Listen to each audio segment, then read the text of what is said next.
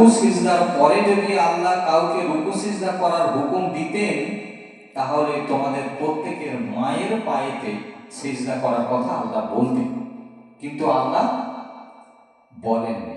আল্লাহ ছাড়া কারো কাছে সিজদা দেওয়া যাবে না, সিজদা একমাত্র আল্লাহরই প্রাপ্য।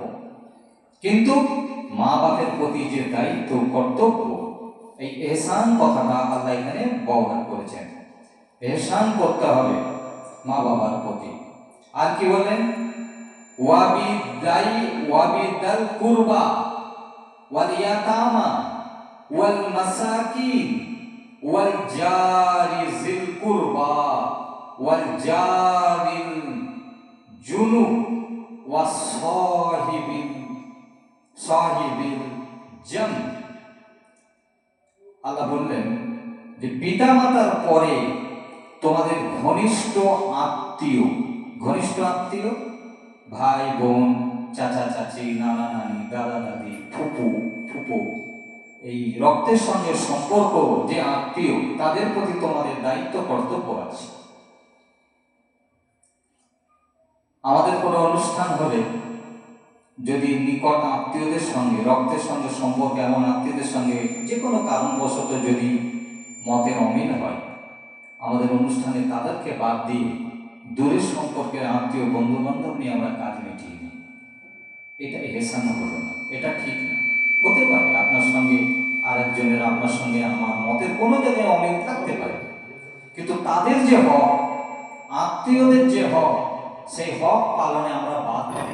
আল্লাহ এখানে বলছেন সূরা নিসা 36 নম্বর আয়াতে যে তোমার নিকট আত্মীয়দের, তাদের যে হক আছে, তাদের আপদে বিপদে খোঁজ খবর নেওয়া তোমাদের দায়িত্ব।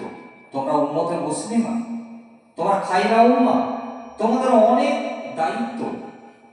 তোমরা আল্লাহ সব থেকে প্রিয়, কাছে, অতএব তোমাদের গুণটাও থাকতে হবে অন্যের থেকে অনেক ভালো, অনেক সুন্দর, অনেক পবিত্র গুণ থাকতে হবে।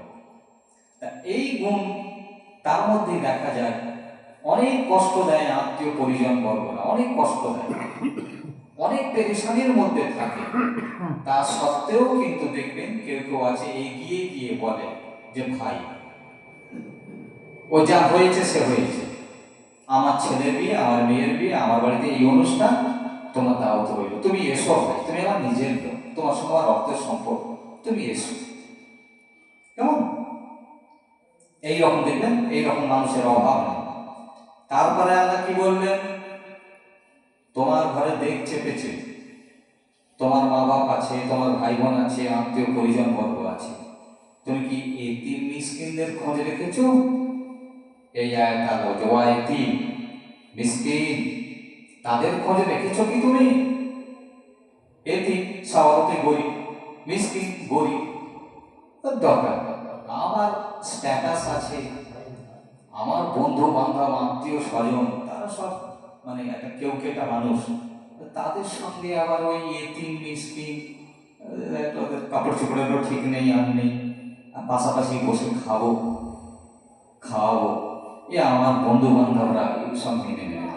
আচ্ছা ভাই, আপনাদের জিজ্ঞাসা করি, আজকে যে জুম্মার মসজিদ, জুম্মার মজলিস সেখানে হবে, অনেক বড় পয়সাওয়ালা লোক, অনেক বড় শিক্ষিত মানুষ, আর একজন একদম নিরক্ষর মানুষ, একদম খেটে খাওয়া মানুষ, একবেলা চলে একবেলা চলে না, পাশে এসে দাঁড়ালে কি সে বলে যে পিছনের কাতারে চলে যায়, যে আমার কাছ থেকে ওই দিকে চলে যায়? কেউ কোনোদিন বলেছে? কোন আমির বলেছে?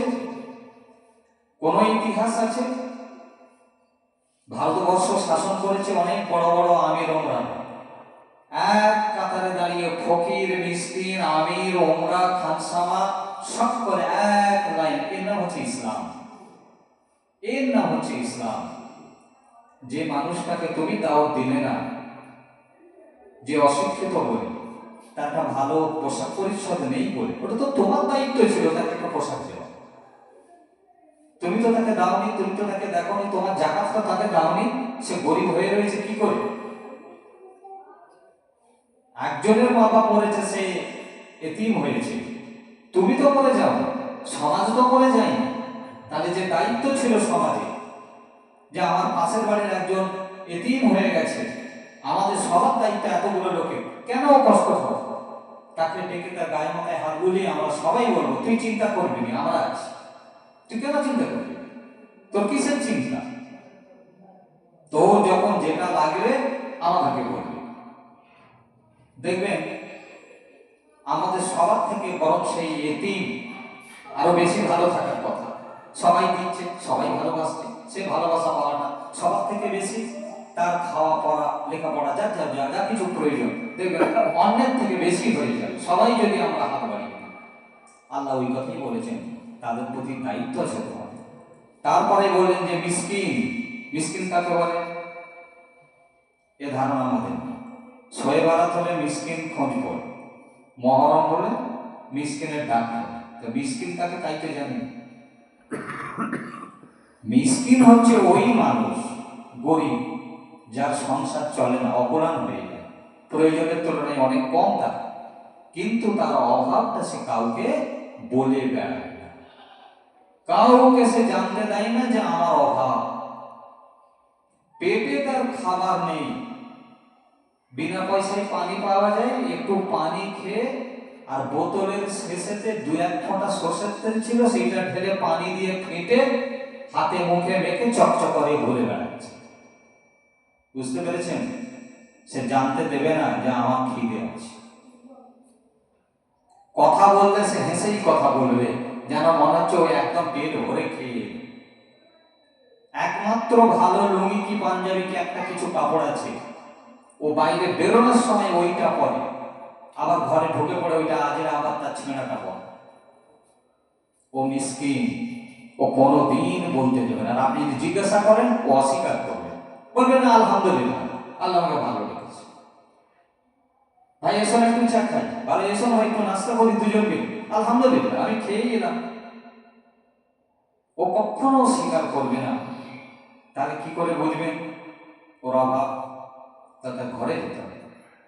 তার ঘরে গেলে আপনি বুঝতে পারবেন তার সংসারে যারা আরো সব লোকজন আছে তাদের চোখ মুখের দিকে চেয়ে দেখলে আপনার চোখে ধরা পড়বেই যে খুব কষ্টের মধ্যে আছে। যতই মানুষ বুক ফুলিয়ে ঘুরুক না কেন, তার হাঁটনির মধ্যে একটা তফাৎ আপনি পেয়ে যাবেন, দুর্বলের হাঁটনি আপনি বুঝতে পারবেন। তাই এই চোখ তো উম্মতে মুসলিমার থাকা উচিত ছিল। তাকে যখন মিসকিনকে যখন আপনি কোনো জিনিস দেবার সংকল্প করেন, নিয়ত করেন, আপনি সবার সামনে দিলেও একদমই নেবেন না। আপনি তাকে চুপি চুপি তার ঘরে গিয়ে যদি ভাই বোন বলে পাঠিয়ে যদি আপনি তার হাতে পকেটে গুঁজে দেন আর বলবেন আমি তোমার ভাই হিসাবে এটা দিচ্ছি, আমার দায়িত্ব ছিল তোমার খোঁজ নেওয়া, আমি নিতে পারিনি, আমার অপরাধ মাফ করো, তুমি আমার ভাই, তুমি আমার বোন, আমার দায়িত্ব আছে, তুমি এটা রাখো, আর তোমার যখন কিছু অসুবিধা হবে চুপি চুপি তুমি আমাকে খালি একটু খবর দিয়ে দেবে, এই ফোন নাম্বারটা রাখো। ও মিসকিন, আল্লাহ বলছে কখনো এতিম মিসকিনকে ছেড়ে দিয়ে তুমি কোনো কাজ করতে যেও নি, তুমি সফলতা পাবে না। কারণ তাদেরও পেটে তাদের খিদে, তোমার ঘরে যখন ভালো জিনিস তৈরি হচ্ছে তার সুখ ঘ্রাণ তুমি ধরে রাখতে পারবে না, হাওয়ায় হাওয়ায় ঘুরবে, গোটা মহল্লায় ঘুরবে, আর না খেতে পাওয়া মানুষের নাকে যাবে ওই ঘ্রাণ। তুমি যাদেরকে ডেকেছো তাদের খাওয়াগুলো লক্ষ্য করবে, টনসিল পর্যন্ত খেয়ে নিয়েছে তবু তারা আলহামদুলিল্লাহ বলেনি। তাদের পাতে দেখবেন এমন হাড় কাটা ফেলেছে যাতে আরো খাদ্য লেগে রয়েছে। তার মানে কিভাবে খেতে হয় আপনি যাদের দাওয়াত করেছেন তারা খেতেও জানেনি কেমন করে খেতে হয়। খাদ্যের অপচয়, শয়তানের ভাই, কেমন আপনি সেই তাদেরকে নিমন্ত্রণ করেছেন, ঠিক আছে করছে, কিন্তু তার সঙ্গে এতিম মিসকিন যেন থাক না যায়, তাদের আপদ বিপদ দায়িত্ব দিকে আমাদেরকে খেয়াল রাখতে হবে। তারপরে আল্লাহ বললেন যে অনাত্মীয় প্রতিবেশী, আত্মীয় নয় অনাত্মীয় কিন্তু প্রতিবেশী, আমার রক্তের সঙ্গে কোনো রিস্তা নেই, আমার কোনো ভাগারি সে নয়, অন্য জায়গার মানুষ, এখানে এসে জায়গা কিনে ঘর করেছে কিংবা ভাড়াই আছে, সে আমার প্রতিবেশী, সে হিন্দু হোক সে মুসলমান হোক, খ্রিস্টান হোক, জৈন হোক, ইহুদি হোক, কিন্তু আমার প্রতিবেশী। আপনি তো থাকেন কাজের জায়গায়, বাড়িতে আপনার ছেলে মেয়ে আছে, মা বাবা আছে, বয়স্ক মানুষ আছে, একটা আপদ বিপদ হয়ে গেল, কে আগে জানতে পারবে? আপনার প্রতিবেশী যে আপনার বাড়ির পাশে আছে, তাকেই আগে কাজে লাগবে। সেই আপনার মরণ খবরটা বাইরে গিয়ে দেবে, ওগো অমুক চাচা ইন্তেকাল করে গেছে। আপনার প্রতিবেশী, যাকে আপনি কোনোদিন খোঁজেননি, খোঁজার প্রয়োজন অনুভব করেন, প্রতিবেশী যেখানেই তার বাড়ি হোক, কোনোদিন এই প্রতিবেশীকে মনে কষ্ট করেনি যে তুই উঠাই গিরের বাচ্চা। মুমিনরা কখনো এই ধরনের ভাষা প্রয়োগ করে না, কেন মুমিনরা সবসময় তাদের বুক অনেক বড়, মুমিনদের বুক অনেক বড়, তাদের হাত অনেক লম্বা, তাদের হাত সবসময় ওপর হয়। এই পাতার দিকে মুমিনদের হাত হয় না, মুমিনদের হাত উপর, মানে দিতে যায়, নেয় কম, দেয় বেশি। মুমিনদের হৃদয় অনেক বড়, বুক অনেক বড়, যারাই আসে তারা বুকে জড়িয়ে নেয়, সবাইকে বলে আমার ভাই, এক পাতে খায়। এই দায়িত্ব আমাদেরকে পালন করতে হবে। মানাত্তি আর কি সঙ্গী আমরা পাই রাস্তাঘাটে চলতে গেলে? আল্লাহ এখানে বলেন পথচারী সঙ্গী। আল্লাহ বলছেন, চিহ্নিত করে দিচ্ছেন আমাদেরকে যে হে উম্মতে মুসলিমা, আমি তোমাদেরকে খায়রা উম্মত এই জন্য বলেছি, তোমরা দেখোনি, দেখেও দেখোনি, বুঝেও বুঝোনি, শুনেও শোনোনি, আমি তোমাদেরকে চিহ্নিত করে দিচ্ছি কাদের প্রতি তোমাদের দায়িত্ব আছে। দায়িত্ব তোমাদের আছে। তোমরা ঘর থেকে যখনই বাইরে পা দিলে, কাদের সঙ্গে দেখা হয়? রাস্তায় যখন আমার মতো আপনার মতো সবাই বেরিয়েছে রাস্তায়, গাড়িতে, তো তারাও তোমার প্রতিবেশী। 1 ঘন্টা যদি গাড়িতে থাকো, 10 মিনিট যদি গাড়িতে থাকো, তোমার সঙ্গে তোমার পাশের সিটে যে বসে আছে ও তোমার প্রতিবেশী। এখন তোমার সফরের প্রতিবেশী কি? সফর সঙ্গী, বাংলা হচ্ছে সফর সঙ্গী। এই সফর সঙ্গীদের প্রতি তোমাদের দায়িত্ব আছে। সফর সঙ্গী দেখবে হয়তো সে পানি নিতে ভুলে গেছে, কিন্তু তার পানিটার খুব প্রয়োজন হয়ে গেছে, আপনার ব্যাগের পানি আছে, একটু দেন। তার খাওয়া হয়নি, তাড়াহুড়ো করে বেরিয়ে চলেছে, মাথাটা ঘুরে গেল, বলতে পারে না। আপনার ব্যাগে যদি খাবার থাকে একটু দেন, যে ভাই আপনি একটু খান, খেয়ে একটু পানি খান, আপনার শরীরটা খারাপ লাগছে, ভাই একটা আমার ব্যাগেতে অ্যান্টাসিড আছে, আপনি কি অঙ্গল করেছে, একটা দেবো, খাবেন। এই ইহসান আপনাকে দেখাতে হবে। সে গাড়ির ভাড়া দিতে গিয়ে দেখবে যে তার পকেটে টাকা নেই, ভুলে গেছে নিতে, কিংবা পকেট মার হয়ে গেছে, হতে পারে কিছু একটা। ইহসান করতে হবে আপনার সাথীকে। ঠিক আছে ভাই, আপনি চিন্তা করবেন না, আপনি চিন্তা করবেন না, আমি ভাড়াটা আপনার দিয়ে দিচ্ছি, চিন্তা করবেন না। কেমন? আপনি কোথায় যাবেন? না আমি কলকাতা, কোলের গাড়িতে পকেট মার, আমি কলকাতা যাব, চিন্তা করবেন না, আমিও কলকাতা যাবো, চলুন একসঙ্গে যাবো, টিকিট কেটে নিচ্ছি দুজনে।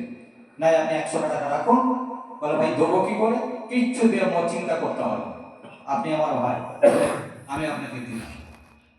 মনে কষ্ট আপনি ভাই বলে ফেলেছেন, ভাই বলি ভাই দায়িত্ব তো থাকি, আমি সেই, আপনি কে আমার দেখাতে হবে? ওনা মনে করে যে আমি এর পরিবারের কেউ নই, ও যেন মনে করে আমি এই পরিবারেরই একজন। অতএব যা হবে সব একসঙ্গে আমরা খাবো, এটাই হচ্ছে ইসলাম। কেমন? আল্লাহ এটা মনে করিয়ে দিয়েছেন। আর আল্লাহ বলছেন যে তাদের সবার সঙ্গে তোমরা ভালো ব্যবহার করো। দিতেই যে হবে এমন তো কথা নেই, প্রয়োজন হলে তো দিতে হয়, কিন্তু ব্যবহারে তো টাকা লাগে না, ব্যবহারে তো সময় লাগে না। তা আমি একজনের প্রতি ভালো ব্যবহার দেখাতে আমার কি অসুবিধাটা? আমি যদি দিতে না পারি, আমার পকেটে যদি কিছু না থাকে, আমি তো অপরকেও বলতে পারি যে ভাই লোকটা বিপদে পড়েছে। আমরা তো করি, এমন কাজ করি না? হসপিটালে যেতে হবে, ডাক্তারকে তো আমরা পাড়ায় সাথে চাঁদা তুলে দিলাম, তুলে দিয়ে তাকে তো করি, তাই তো সবসময় করবো। রাস্তাঘাটে যেখানে সুযোগ পাবো সেখানেই করবো। আল্লাহ বলছেন তুমি এটা করো। আল্লাহ বলছেন যে অবশ্যই আল্লাহ তাআলা এমন মানুষকে কখনো পছন্দ করেন না যে অহংকারী ও দাম্ভিক। আরবিটা কি সুন্দর জানেন?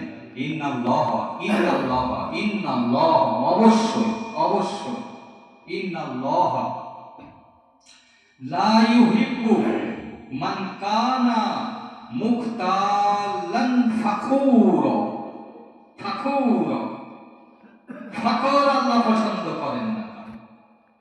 এটা খুব মাথায় রাখতে হবে। আমরা অনেকে অনেক ভালো ভালো কাজ করি, আল্লাহ করাই, কিন্তু ফখর হয়ে যায়, ফখর, অহংকার। আল্লাহ অহংকারীকে পছন্দ করেন না। আমরা এটা বুঝে উঠতে পারি না। আমরা অনেক সময় বলি যে আল্লাহ তো সবাইকে খাওয়াই, সবাইকে পড়ায়, আমাকে দিচ্ছে তাই আমার, তোকে আল্লাহ দেয়নি তাই তোর নেই। কথাটা এমন নয়, কথাটা একটু ঘুরিয়ে নিন। আল্লাহ আমাকে ধন দিয়েছে ইমানের পরীক্ষা করার জন্য। পাশের আমার ভাইকে গরিব করে রেখেছে, একে গরিব করেছে, এর পেটে কষ্ট টান, একে পরীক্ষায় রেখেছে যে দেখি ওকে একটুখানি দিয়েছি ও আমার শুকরিয়া আদায় করে। আর তার পাশের বাড়ি আমাকে দিয়েছে অনেক, আমাকে পরীক্ষা করছে যে দেখি ও ওকে দেয় কিনা। দুটোই পরীক্ষার মধ্যে আছে। অথবা আমি যদি না দিই, যাকাত, ফিতরা, সদকা, ওসর, নাম বোধহয় আমার সব অপরিচিত না। জাকাতটা সাদকাটা জানি, কিন্তু দিই। এগুলো হচ্ছে সব গরিবের হক, এগুলো দিতে হবে। মূল কথা হচ্ছে এই আয়াতে আল্লাহ আমাদেরকে পরিষ্কার বুঝিয়ে দিয়েছেন আমাদের দায়িত্ব। আমি একা নই, আমি যা ইনকাম করব, আমি যা শক্তি ধরবো, আমার একার জন্য নয়, আমার ছেলে বলে, আমার নাতি নাতনি, শুধু তাদের জন্য নয়, আমার প্রতিবেশী, মা বাপ, আত্মীয় পরিজন বর্গ, প্রতিবেশী, রাস্তাঘাটে রাহি, যাদের সঙ্গে যখন আমৃত্যু ইন্তেকাল করে গেলে আপনারই এত পায়ের শক্তি, পেশির শক্তি, মাথার শক্তি, ইন্তেকাল করে গেলে আপনাকে টেনে নিয়ে গিয়ে কবরে ঢুকবে কে? উত্তর দিন। আমার প্রতিবেশী লাগবে না? আমার অনেক টাকা আছে, ডাক্তারকে একটা কল দেবার মতো আমার লোক নেই, একটা ওষুধ শিবতলা থেকে কিনে এনে দেবার মতো আমার লোক নেই, একাটি পালং শাক কিনে এনে দেবার মতো আমার লোক নেই। আমার প্রতিবেশীকে লাগবে তো যে বাবা যাচ্ছিস বাজারে, এটা এনে দিস তো? করি না করি? প্রয়োজন হয় না? হয়, হতেই হবে। ওই জন্যে আমরা একে অপরের প্রতি নির্ভরশীল, এবং যে যতটা দায়িত্ব পালন করতে পারবো তার ফায়দা ততটাই। আল্লাহ আমাদের প্রত্যেককে এই দিকে নজর রেখে, শুধু একার জন্য নয়, আমাদের সময়টা ফোনেতে নয়, ফোনেতে সময় অত নষ্ট করে নয়, আমরা কোরআনে যেন সময় দিই, আমরা হাদিসে যেন সময় দিই, আমরা নামাজে যেন সময় দিই। সব দিকটাই দিতে হবে আমাদেরকে সময়। সব সময় ওই ফোনে দিয়ে দিতে হবে না। কেমন? আমরা এই আবদার মিটাই ছেলেদের, একটা ফোন কত টাকা দাম আপনারা তো সব জানেন। আবার তো সব বড় বড় ঠান্ডাটা হবে না, তো ছেলেদের আবদার তো মিটাই। ওই এইটা তো দেখিনি যে তুমি আজান হয়ে গেল 5 বার, তোকে একবারও জিতে দেখলেন নি, কি ব্যাপার বলেছি? কোন গার্জেন 5 বার আজান হয়ে গেল মসজিদ দিয়ে, ইমাম সাহেব আর মুয়াজ্জিন সাহেব, আর একটা কেউ যদি বয়স্ক মানুষ থাকে তো ঠোকরে ঠোকরে এসে নামাজ পড়ে। এই তো মসজিদের হাল। পাড়ায় এত যুবক ছেলে সব বুড়া আঙুল ঘষতেছে, বুড়া আঙুল হয় ঘষছে, আর না হাতের মাঝখানে কি রেখে মলতেছে। এই তো কাজ। এই করতে করতে মৃত্যু এসে গেল। আমরা আমাদের সন্তানকে সুশিক্ষা দিইনি, আমরা যখন কবরে শুয়ে থাকবো ওদের থেকে কি পাবো, কি আশা করবো? যেমন দিয়েছি তেমন পাবো, কেমন? আর আমাদের একটা চিন্তা ভাবনা আছে, বোধহয় মসজিদের ইমাম কোনো বিশেষ বিশেষ আলেমদারকে দিয়েছে, একটু বেশ ভালো করে পড়িয়ে টড়িয়ে দিয়ে খানা খানা করে খেয়ে দেবো, আর আমার বাবা আর আমার মা একবারে ঘোর নিয়ে একদম জান্নাতে বোধহয় খুব মজা করছে। এই ধারণা মিছে, কোরআনে একটা জায়গাতে নেই। আমি আপনাদের আগের বারও খেয়াল করে দিয়েছিলাম, নামাজের কথা আল্লাহ 82 জায়গায় বলেছেন, কিন্তু একবারও আদা করেননি যে নামাজ পড়লে জান্নাতে। অথচ নামাজটা প্রথম। তুমি মুসলমান কিনা, তুমি ইমানদার কিনা, এটা প্রমাণ করে নামাজ। নামাজ নেই সে ইমানদার নয়, পরিষ্কার কথা। রমজানের রোজা পেয়েছে, রোজা রাখেনি, সে ইমানদার নয়।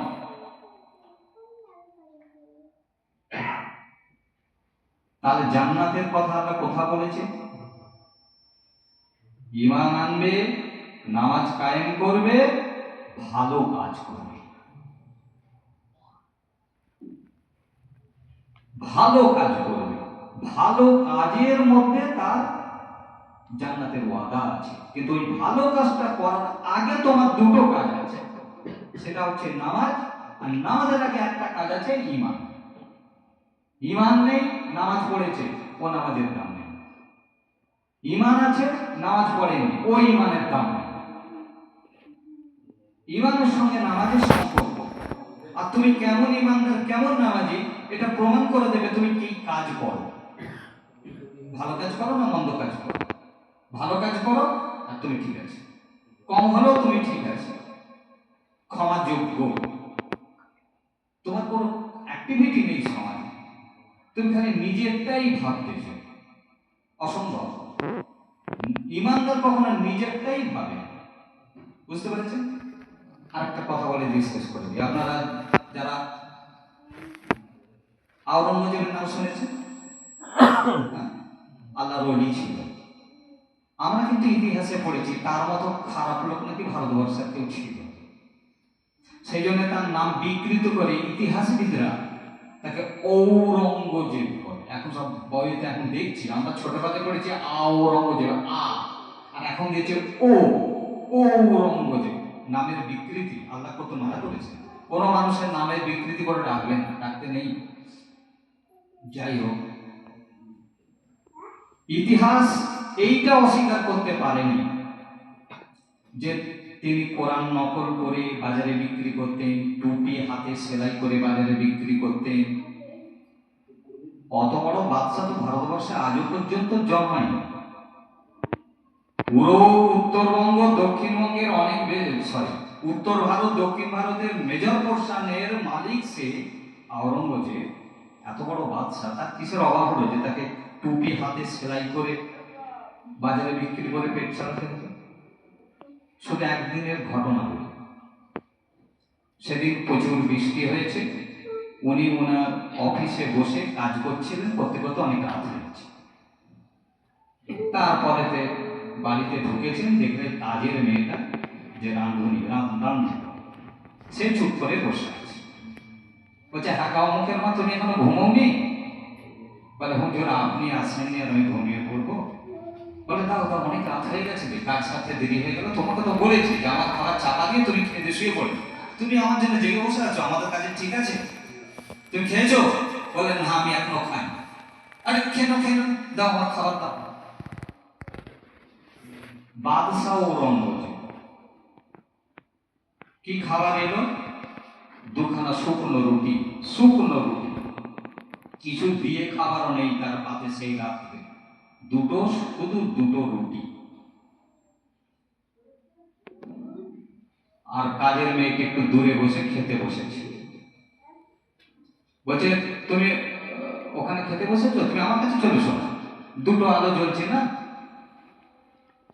সেখানে একটা আলো, এখানে একটা আলো, তো তুমি ওটা নিবি দাও, আমার কাছে চলে এসো, একসঙ্গে খাই। এটা মুমিনের লক্ষণ, একসঙ্গে খায়, এক দস্তরখানায় খায়, বরকত হবে। তো বাদশাহ যখন বলেছে, সে তার না করতে পারেনি, তো তার খাবারটা নিয়েছে, সামনে বসেছে, দেখে তার আধখানা রুটি। বলে, তোমার আধখানা কেন আর আমার দুটো কেন? সবাইকে এইরকম পেয়েছেন কি আজকে রাত্রে? বলে, না হুজুর, ভাগ ঠিকই হয়ে ওনার নির্দেশ ছিল সবাই সমান খাবে, যা পাগলে সবাই সমান। বলছে, সবই ঠিক ছিল, আমার ভাগেরটা আপনাকে আমি একটু বেশি দিয়েছি। আপনি সারাদিন সারা রাত কত পরিশ্রম করেন, আমি মেয়ে মানুষ, অল্প হলেই এখন নিজের পাত থেকে একটা রুটি তুলে তার পাতে দিলেন, তাহলে তার কটা হলো? 1.5 খানা, আর নিজের হলো 1 খানা। তারপরে বললেন যে, অমুকের মা, এই জিনিস যেন আমি আর কোনোদিন না দেখি, তুমি আমার পরিবারের একজন সদস্য। তুমি নিজেকে কাজের মেয়ে মনে করো না, তুমি আমার পরিবারের একজন সদস্য। আমার তো নির্দেশ আছে সব সদস্য সমান পাবে।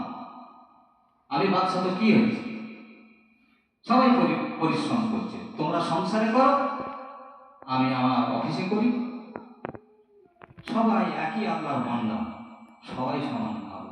এই মানুষটা হয়ে গেল কি আমাদের কাছে ভিলেন, আমাদের কাছে ভিলেন বানিয়েছে। এমনকি তার কবর কোথা আছে কেউ জানেন নাকি? একটা অত বড় বাদশার কবর কোথা আছে কেউ জানি? ইতিহাস বলতে পারেন। তিনি বলেছিলেন আমার কবরটাও যেখানে হবে কেউ না জানে, কেন এটা সেই বাদশার কবর। সব বাদশাদের বিরাট বিরাট কবর, বিরাট বিরাট ব্যাপার। কিন্তু আওরঙ্গজেবের কবর কোথায় আছে জানাটা খুব কঠিন ব্যাপার আছে। সাদা মাঠা ইন্তেকাল করে যেতে, সাদা মাঠা প্রত্যন্ত গ্রামে, সেখানে নিয়ে গিয়ে কবর দিয়ে দিয়েছে। যে আমার কবরেও যেন কেউ না এসে এই আগরবাতি মোমবাতি শির বেদাত যেন কেউ না করে ফেলে, গোনা না করে। এগুলো হচ্ছে উদাহরণ। আমাদেরকে সেই মানে যেতে হবে। আমরা যদি ইমানদাররা সেই মানে যেতে না পারি, তাহলে কিন্তু আমাদের খারাপই কেউ আটকাতে পারবে না। আল্লাহ আমাদের প্রত্যেককে, আমার নিজের জন্যে, আমার পরিবারের জন্যে, আমার সমাজের জন্যে, প্রত্যেকের কাছে আমাদের দায়বদ্ধ। আমরা প্রত্যেকের কাছে দায়ী, আমাদের জবাব দিতে হবে। আমার পাড়া যদি একটা মানুষ বিনা চিকিৎসায় মারা যায়, গোটা মহল্লাকে কৈফিয়ত দিতে হবে। ঠিক যেমন রমজান মাসে এই মসজিদে একজন যদি এতে কাজ না নেয়, গোটা মহল্লা দায়ী হয়ে যাবে। একজনও যদি একটা এলাকার মানুষ জানাজায় সামিল না হয়, গোটা এলাকা দায়ী হয়ে যাবে। ঠিক সেই রকম এলাকায় একটা মানুষ না খেতে পেরে যদি মারা যায়, গোটা এলাকা দায়ী হয়ে যাবে। বিনা চিকিৎসায় যদি মারা যায়, গোটা এলাকা দায়ী হয়ে যাবে। এই জন্য আমাদের দায়িত্ব আছে। আল্লাহ আমাদের প্রত্যেককে দায়িত্ব সহকারে আমল করা তৌফিক দান করুন। ওয়া আখিরু দাওয়ানা আলহামদুলিল্লাহি রাব্বিল আলামিন। আসসালামু আলাইকুম ওয়া রাহমাতুল্লাহ।